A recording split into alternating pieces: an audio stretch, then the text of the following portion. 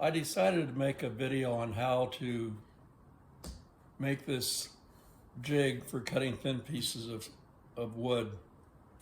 I was able to cut my strips down to 0.04 hundredths of an inch, which is about 1/25th of an inch, which is fairly thin. I think I could have gone a little thinner, but I didn't want to go any thinner. I was really looking, the thickness I wanted was 1/16 inch, which is a little thicker than this. I was able to duplicate it, several times, oak with another oak, walnut. They all came out identically 0.04 using my calipers. The big difference I made from all the videos on YouTube is I'm a believer in feather boards.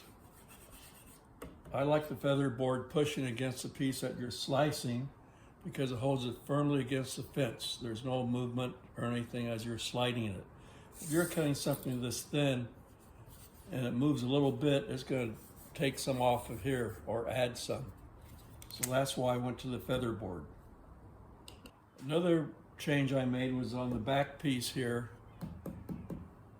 If you look on the YouTube, a lot of them will have a piece of wood here. You'll cut it and I'll just leave a 1/16th of an inch or something overhanging, and you're supposed to put your wood against that and push through.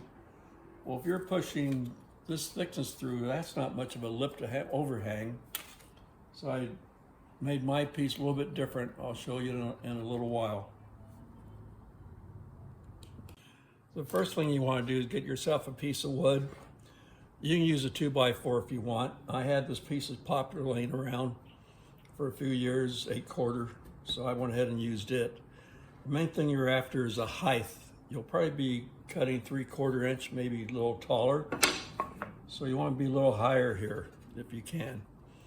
And also we can compensate for that in the back if we have to. The length doesn't matter. This piece I had already, I didn't cut it. It's 31 inches long. Yours can be 24 inches long. I wouldn't make it any shorter than 24. And mine is 4 inches wide. It's about 1 3/4 inches tall.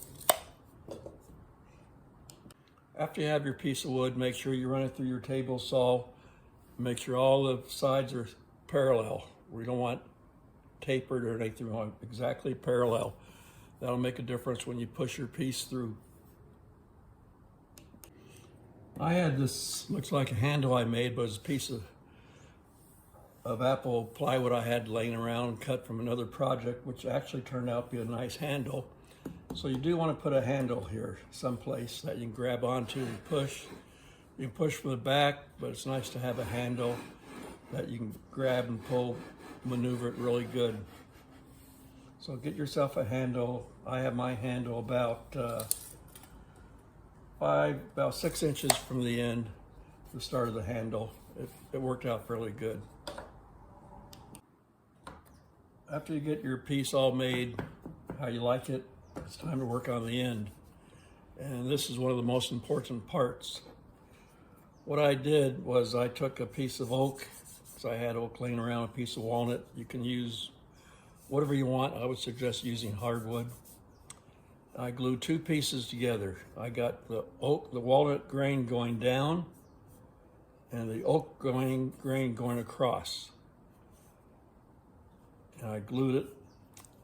And the reason I did that was because when you make your slices, it's going to leave you, you're going to have your slice here, it's going to leave you a piece on the top and a piece hanging over. And this piece hanging over Beans House, you have grain going both directions, that's not going to break off. So that's why I did that. And I also made it, in case you can't see, well, maybe you can see it, I made it a little taller than this. The taller you make this, maybe 1/2 inch higher than the board itself might be good, or a little bit lower. So after you have that all made, go ahead and drill some holes and mount it to the back of your piece of wood. I'm going to use this for cutting thin slices from 1/8 of an inch down to, I guess, 1/25 of an inch. if I want to do anything thicker, I'll go to a different stop on the back, which we'll discuss later. But this stop here is strictly going to be for 1/8 down to, like I said, 1/25. After you have your end on, go ahead and set everything up. Take a sample piece here, set your fence so your blade, your thickness is about where you want it, 1/16 of an inch, a little bit less. What I do is I'll turn the blade on, just tap it a little bit. My feather board's actually not touching. Just tap it so you have a mark on the end and measure it, see what you want. See if it's where you want it so you make any adjustments. If it's where you want it, then go ahead and take this piece and slide it through. Make sure your blade's up as high as you want it. And that's going to give you your first cut. Now I know my first cut is, like I said, 0.04, 1/25 of an inch. And I want to go up to 1/8 inch. So go ahead and move your fence over again until you, and do your sample until you have an 1/8 inch opening. Cut. Run it through. And you should have it completely cleared out like that. So you have, on this side, you'll have your 1/25 and you'll have your 1/8 inch. And then what I did was I went about a 1/4 inch, beyond and cut the piece off. So what that means is I'm going to have a 1/4 inch all the time pushing on this. Even if the inside is even or close, I still got that 1/4 inch. So once you have this set, you know your feather board can go up that far, and this will still pass the feather board.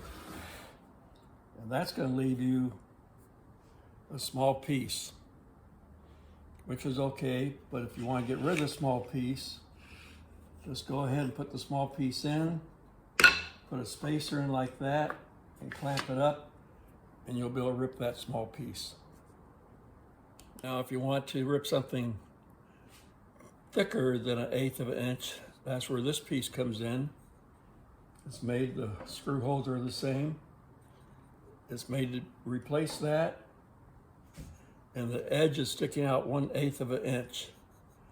So you'll be able to take your piece and you'll be able to push it with 1/8 of an inch.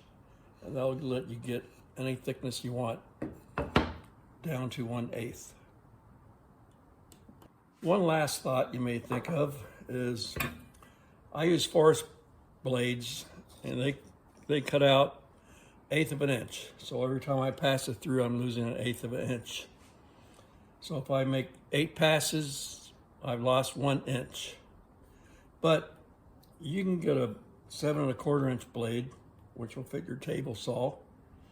And this is 60-tooth, and it's a 1/16 inch is all I'm going to lose. So I'm losing half. So instead of losing 1 inch, I only lose a 1/2 inch, and I'm able to get 2 or 3 more strips out of it if I change blades. Plus, with the 60-tooth, it's going to give me a smoother cut. So that's how I make my thin strips. I'm very happy with it. There's nothing on YouTube about using a feather board or this U here I came up with. So to me, it's really a safe operation. Have fun.